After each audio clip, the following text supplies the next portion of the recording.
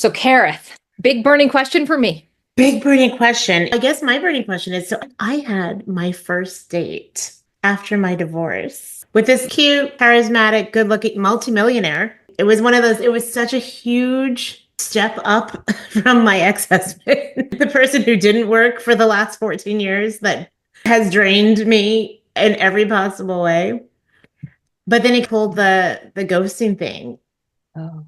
I feel like it was just such a life lesson, right? Because there were things I caught myself doing. Because what I've come to realize, I made a lot of excuses for this guy I just met. And I did that for my ex-husband for some time.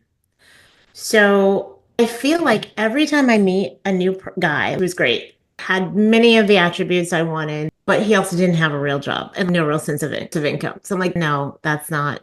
I just feel like God placing someone in my life, this is what you get or better. This is what you get or better. So I'm just curious if the universe has anything to share with me about this that I might be missing or am not in tune with. Well, I think one of the things that has happened is that you are blaming yourself for the ghosting.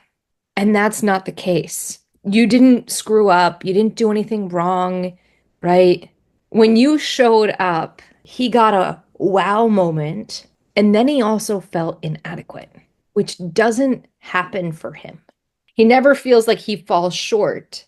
And for reasons he can't even explain, he felt like he fell short.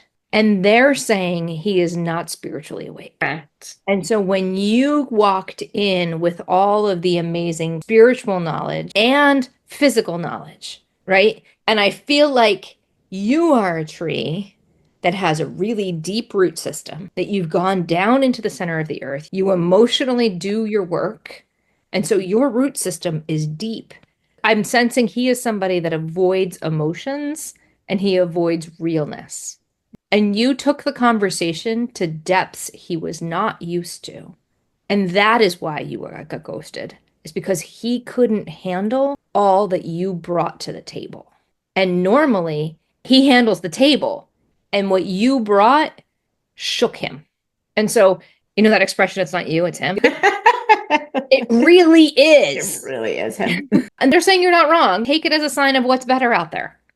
Now you have a really high bar. Not only do you have somebody who's figured it out in the physical as we see the physical right now, but now you're like, let's add to that a spiritual component because I'm looking for the whole package. Universe, bring me the whole package. That's it.